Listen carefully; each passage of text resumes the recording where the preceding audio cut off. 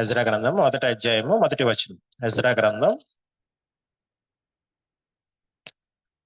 ఈ 392వ page. Ezra గ్రంథం 1వ అధ్యాయము 1వ వచనం. పారసీకపు రాజైన కోరేషు ఏలుబడిలో 1వ సంవత్సరం మందు ఇర్మియా ద్వారా పలకబడిన తన వాక్యమును నెరవేర్చుటకై యెహోవా పారసీకపు దేశపు రాజైన కోరేషు మనస్సును ప్రేరేపింపగా అతడు తన రాజ్యమందంతటా చాటింపు వేయుచు వ్రాత మూలముగా ఇట్లు ప్రకటన చేసెను.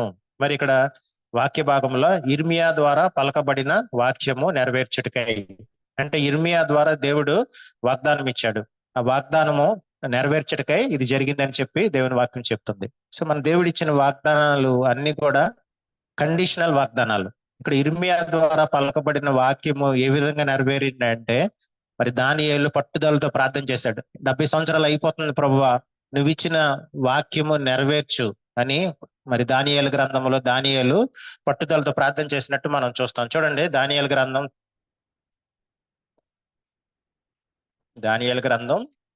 9వ అధ్యాయము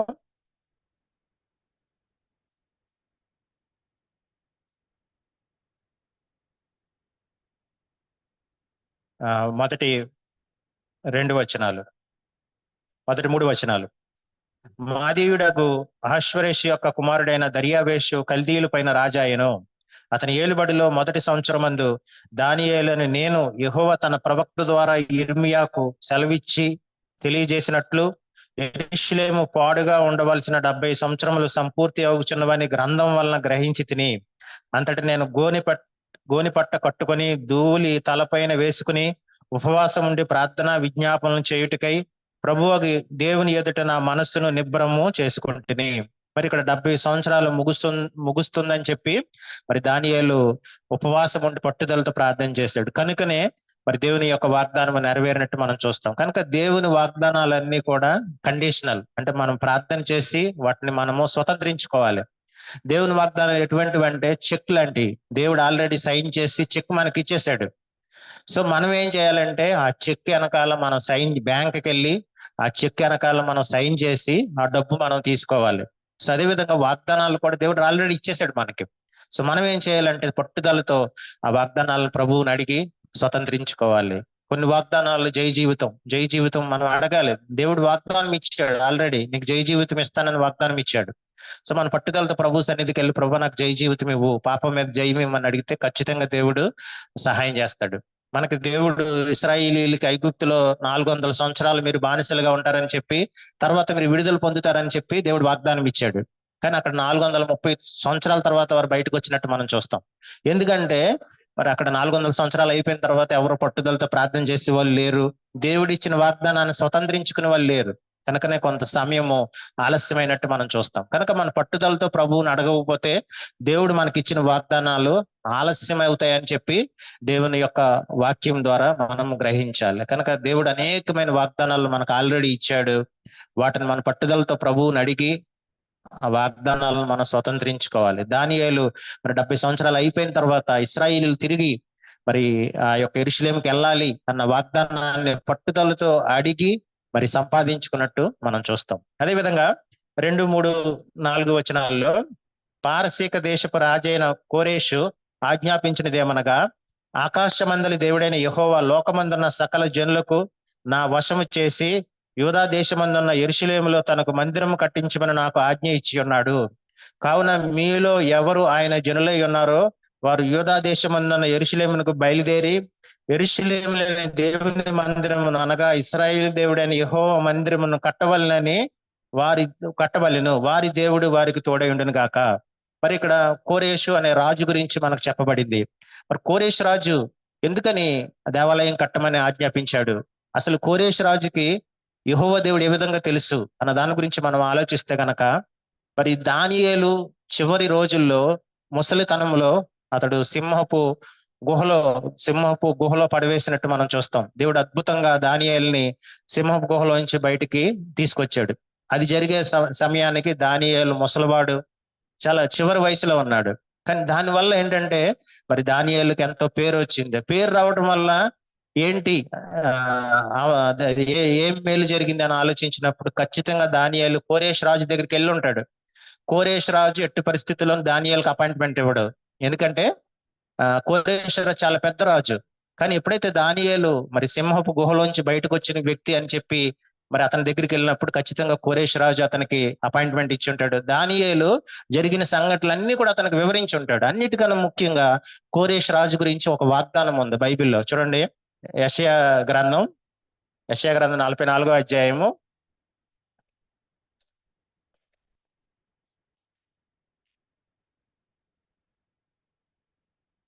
యెషయా గ్రంథం 44వ అధ్యాయము 28వ వచనం. అదేవిధంగా 45 మొదటి 3 వచనాలు కూడా, 44, 28 నుంచి 606. కోరేషుతో, నా మంద కాపరి, నా చిత్తమంతయు నెరవేర్చువాడా అని చెప్పువాడని నేనే. యెరూషలేముతో నీవు కట్టబడదువనియు దేవాలయమునకు పునాది వేయబడునని నువ్వు చెప్పుచున్నావు. అతని పక్షమున జనులకు జయించుటకు నేను అతని కుడి చేతిని పట్టుకొని ఉన్నాను. నేను రాజుల నడికట్లను విప్పేదను, ద్వారములు అతని ఎదుట వేయబడకుండా తలుపులు వేసేదను అని యెహోవా తాను అభిషేకించిన కోరేషును గూర్చి ఇలాగ సెలవిచ్చుచున్నాడు. నేను నీకు ముందుగా పోవచ్చు మెట్టగానున్న స్థలములను సరాలం చేసేదను, ఎత్తడి తలుపులను పగలగొట్టేదను, ఇనప గడియలను విడగొట్టేదను. పేరు పెట్టి నేను పిలిచిన ఇశ్రాయేలు దేవుడని యెహోవా నాకు నేనే అని నీవు తెలుసుకున్నట్లు అంధకార స్థలములలో ఉంచబడిన నిధులను, రహస్య స్థలములలోని మరుగైన ధనము నీకు ఇచ్చేదను. నా సేవకుడైన యాకోబు నిమిత్తము, నేను ఏర్పరచుకున్న ఇశ్రాయేలు నిమిత్తము నేను నీకు పేరు పెట్టి నేను పిలిచి తిని, నీవు నన్ను ఎరగకుండినప్పటికీ నీకు బిరుదులు ఇచ్చి తిని. మరి దానియేలు ఖచ్చితంగా కోరేష్ రాజుతో కలిసి ఉంటాడు. కోరేష్ రాజు గురించి యెషయా అనేక వందల సంవత్సరాల క్రితం చెప్పబడిన మరి ఆ యొక్క ప్రవచనము మరి కోరేష్ రాజుకు చూపించుంటాడు దానియేలు. ఇదిగో నీ గురించి ఈ విధంగా ప్రవచనం ఉంది, నువ్వు మరి దేవాలయం కట్టబడతావు అని చెప్పి నువ్వు చెప్తావు. అదే విధంగా నేను నీకు తోడుగా ఉంటాను అని చెప్పి ఈ వాగ్దానాలన్నీ కూడా మరి కోరేష్ రాజుకు చూపించుంటాడు దానియేలు.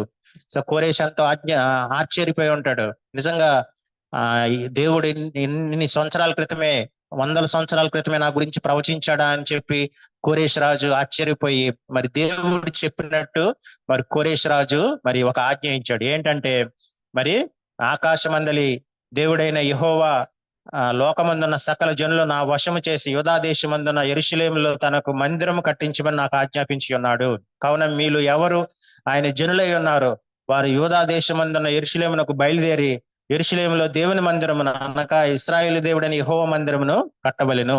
మరి ఎవరైతే జనులై ఉన్నారో వాళ్ళు వెళ్ళి దేవుని మందిరం కట్టవచ్చు అని చెప్పి మరి కోరేష్ రాజు మరి చెప్పినట్టు మనం చూస్తాం. ఇంకా దీంట్లోంచి మనం నేర్చుకోవాల్సింది ఏంటంటే, ఎవరు వెళ్ళాలి దేవాలయం కట్టడానికి? ఎవరు వెళ్ళాలంటే స్వచ్ఛందంగా, ఇష్టపూర్వకంగా ఎవరైనా సరే మరి బబులోన్ నుంచి యెరూషలేముకి వెళ్ళి దేవుని మందిరం కట్టించొచ్చని మరి కోరేష్ రాజు చెప్పినట్టు మనం చూస్తాం. అయితే ఇక్కడ దేవాలయం, ఇప్పుడు మనం కొత్త నిబంధన సంఘం ఏ విధంగా కట్టొచ్చు అన్న దాని గురించి మనం ధ్యానిస్తున్నాం. దేవాలయం ఏ విధంగా కట్టొచ్చు అంటే స్వచ్ఛందముగా. దేవుని యొక్క సంఘంలో ఏది కూడా బలవంతం ఉండకూడదు. ఎక్కడైతే బలవంతం ఉంటుందో అది సైతాను పని. సో ఎక్కడ కూడా దేవుని సంఘంలో ఎప్పుడు కూడా ఏ పని చేసినప్పటికీ కూడా, దేవాలయంలో సంఘంలో మనం ఏది పని చేసినప్పటికీ కూడా స్వచ్ఛందముగా, ఇష్టపూర్వకంగా మనం చేయాలి. చాలా సంఘాల్లో ధనము కోసం ఎంతో వాళ్ళు ఒత్తిడి తీసుకొస్తా ఉంటారు. మీరు ధనం ఇవ్వండి అని చెప్పి ఒత్తిడి తీసుకొస్తా ఉంటారు. ఒత్తిడి ఎక్కడైతే మనం ఒత్తిడి తీసుకొస్తామో అది సైతాను పని.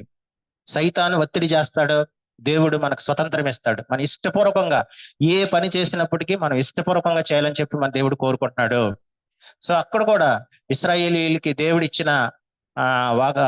చెప్పిన మాట ఏంటంటే, మీరు ఇష్టపూర్వకంగా ఎవరైతే జనులై ఉన్నారో వారు ఇష్టపూర్వకంగా వెళ్ళి యెరూషలేముకి వెళ్ళి దేవాలయం కట్టాలి.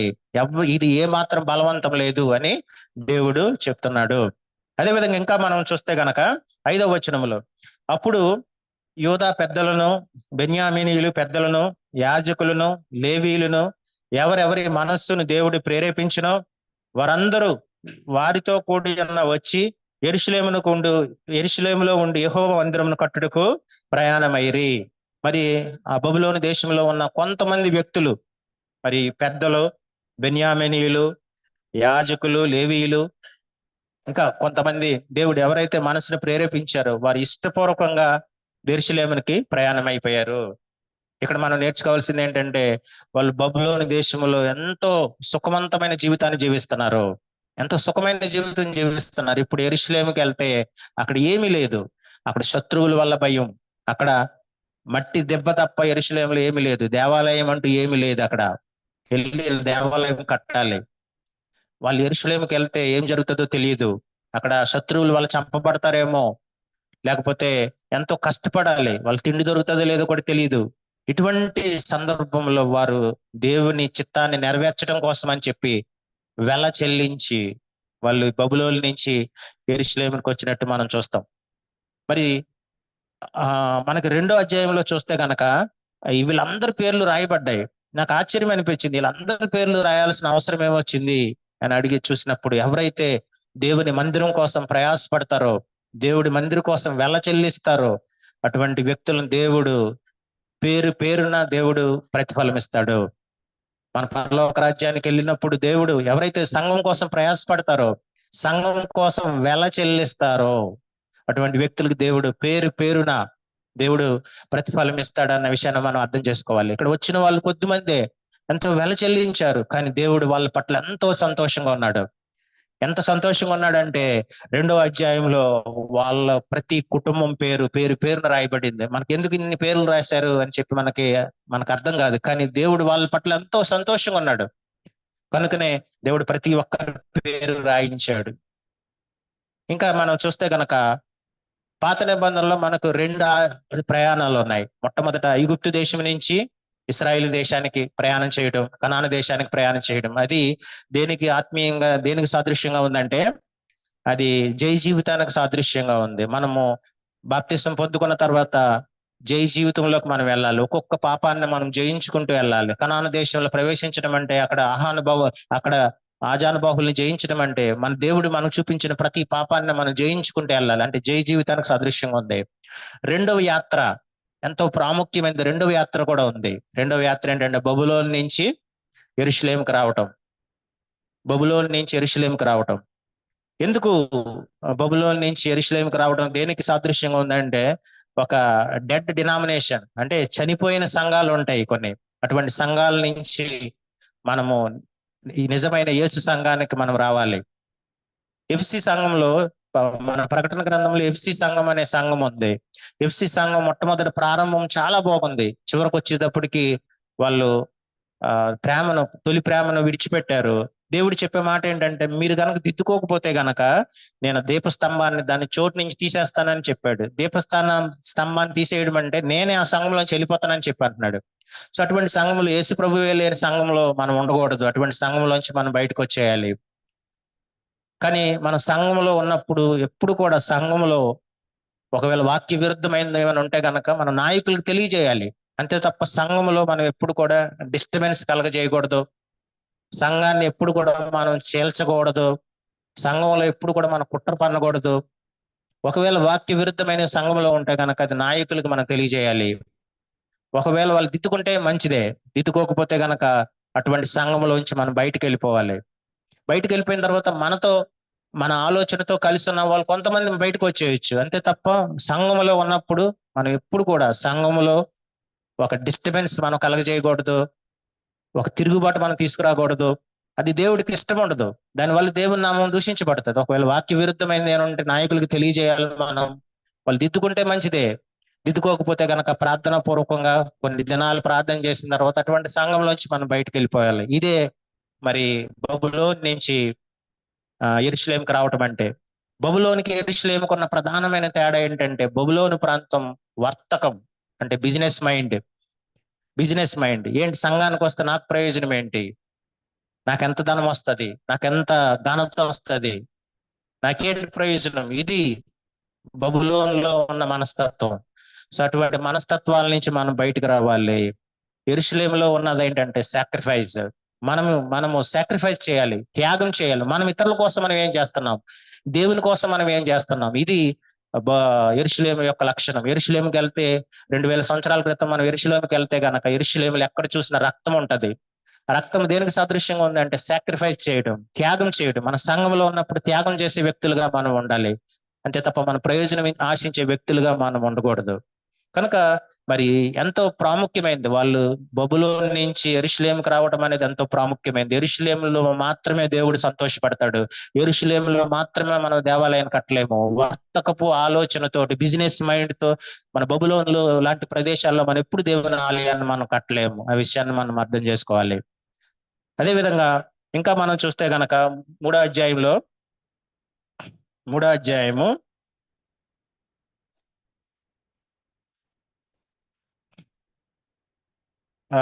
మొదటి 3 వచనాలు.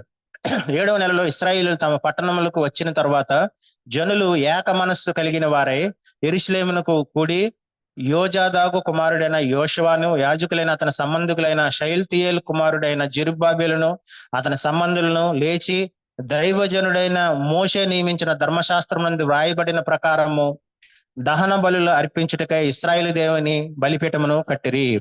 మొట్టమొదట వాళ్ళు చేసిన పని ఏంటంటే, ఇశ్రాయేలీయులు తిరిగి వచ్చిన తర్వాత వాళ్ళు చేసిన పని ఏంటంటే దహన బలి అర్పించారు.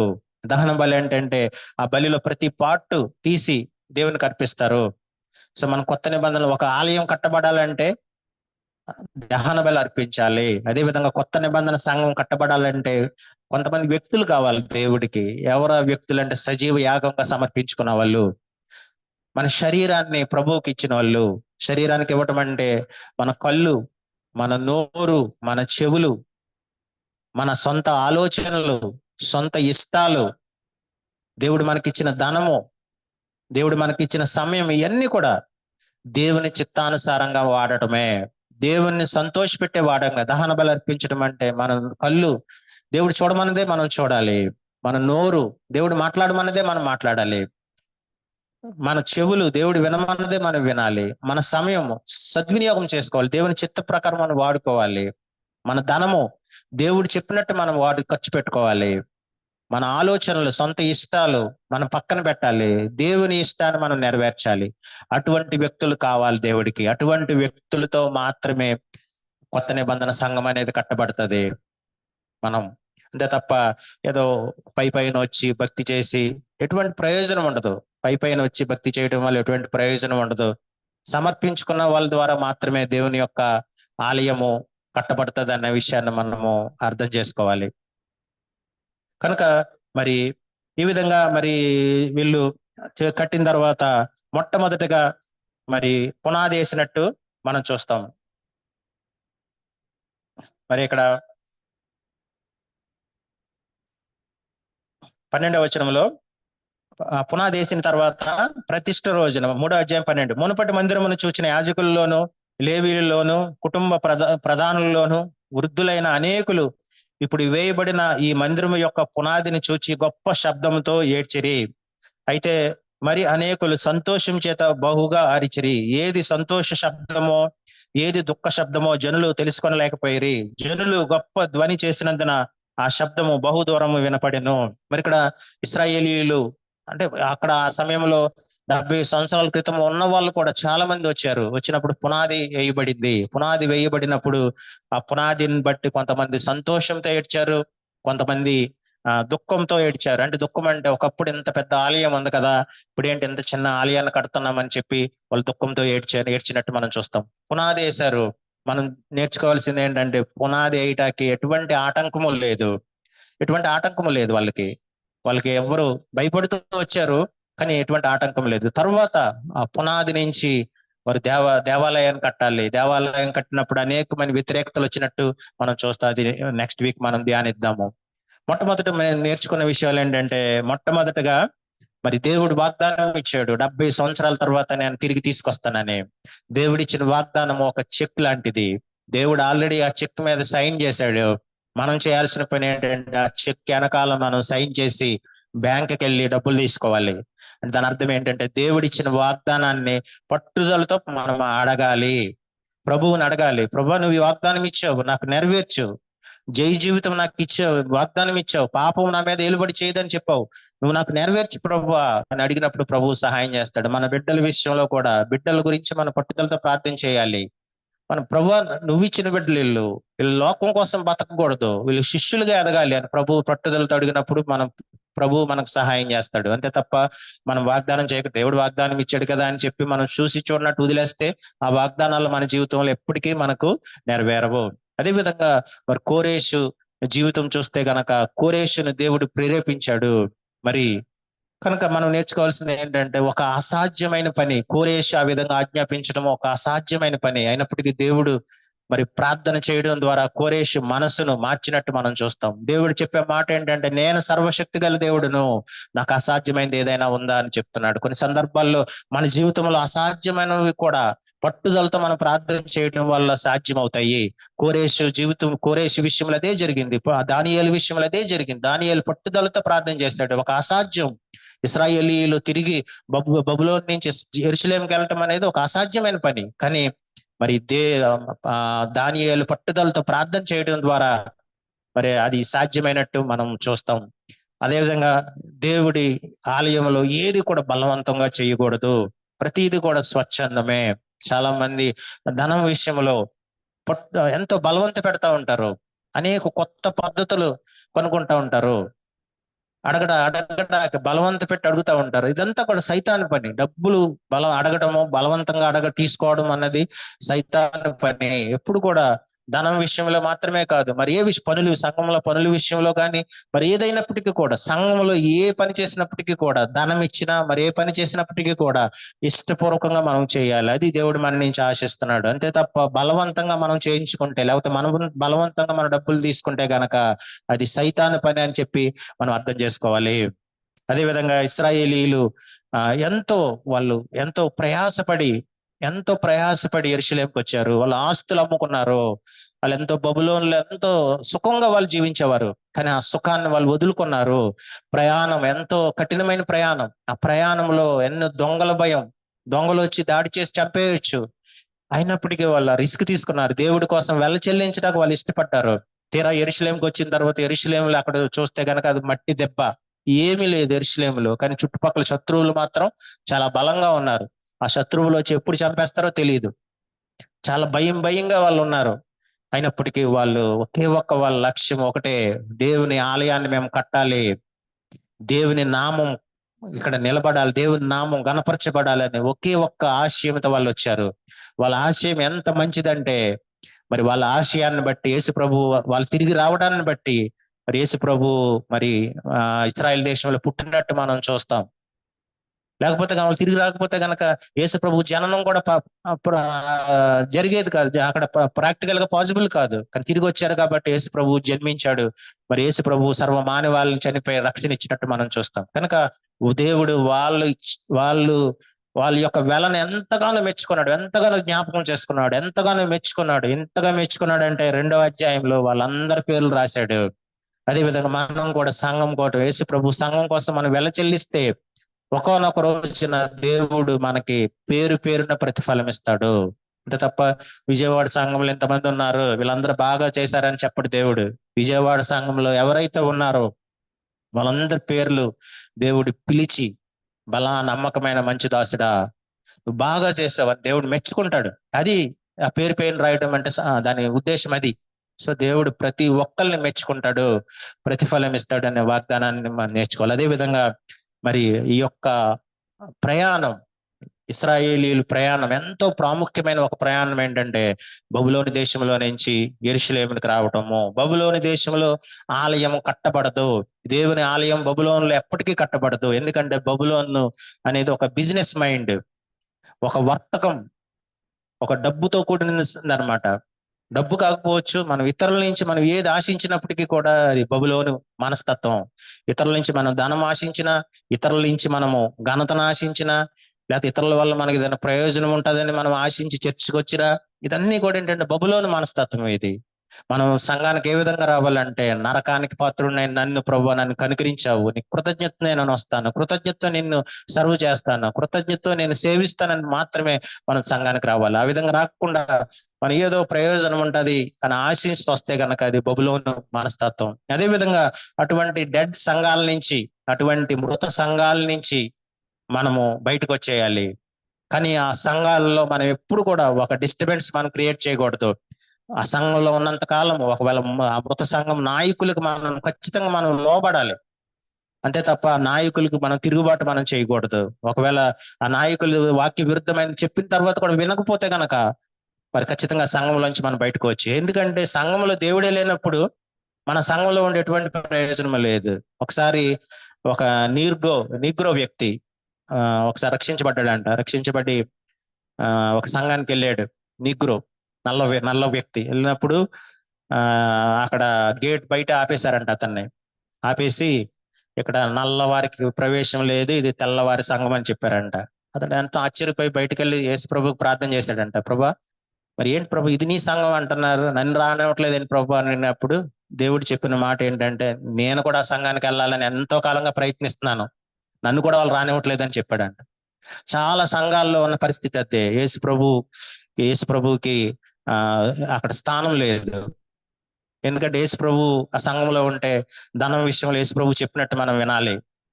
యేసు ప్రభు చెప్పినట్టు కొండములు చెప్పడానికి అవకాశం లేదు. మనం ఒకరినొకరు ప్రేమించుకోవాలి. కనుక చాలా మంది సంఘంలో యేసు ప్రభువును ఉండనివ్వరు, యేసు ప్రభువును బయటికి పంపించేస్తారు. అటువంటి సంఘంలో మనం ఉండే ప్రయోజనం ఏంటి? ఎటువంటి ప్రయోజనం ఉండదు. కనుక అటువంటి సంఘాలను మనం విడిచిపెట్టి బయటకు వచ్చేయాలి. అదే మరి బబులోను నుంచి యెరూషలేముకు రావటం అంటే ఆ యాత్ర యొక్క ముఖ్య ఉద్దేశం. అదే విధంగా మరి వాళ్ళు మొట్టమొదట దహన బలులు అర్పించినట్టు మనం చూస్తాం. కానీ మనం కూడా సజీవ యాగంగా ప్రభువుకు మనం సమర్పించుకోవాలి. మనం దేవుడికి కావాల్సింది, సంఘం కట్టాలంటే సంఘం అంటే ఏదో బిల్డింగ్ కాదు, కొత్త నిబంధనలో మనుషులే. సో మనుషులు ఎటువంటి మనుషులు కావాలంటే ఆయన శరీరాన్ని ప్రభువుకు సమర్పించుకున్న వాళ్ళు కావాలి. కనుక ఎవరైతే మన కళ్ళను, మన నోరును, మన చెవుల్ని, మన సొంత ఇష్టాలని, మన ధనాన్ని, మన సమయాన్ని ఇవన్నీ కూడా దేవుని చిత్తానుసారంగా ఖర్చు పెడతామో, మరి శరీరాన్ని సమర్పించుకుంటాం. అటువంటి వ్యక్తుల ద్వారా దేవుడు కొత్త నిబంధన సంఘాన్ని కట్టబోతున్నాడు. దేవుడి వాక్యాన్ని దీవించిన గాక. చెప్పబడిన వాక్యం స్పందిస్తూ మరి ఎవరైనా ప్రార్థించండి.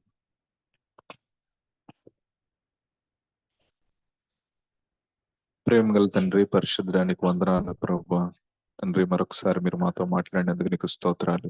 నిజంగా ప్రభువా, సంఘాన్ని కట్టే విషయంలో ప్రభువా మేము ఎంత తీవ్రత కలిగి ఉన్నామో నాయన మరొకసారి పరిశీలించుకోవటానికి మీరు మమ్మల్ని హెచ్చరించినందుకే నీకు స్తోత్రాలు. నిజంగా ప్రభువా, సంఘాన్ని కట్టే విషయంలో ప్రభువా మేము ఆసక్తి కలిగి ఉండాలని తండ్రి, ఎంతగానో వెల చెల్లించాలని, ఎంతగానో తీవ్రత కలిగి ఉండాలని ప్రభువా మీరు మాకు బోధించినందుకు నీకు స్తోత్రాలు. నిజంగా ప్రభువా, సంఘాన్ని కట్టేవారిని ప్రభువా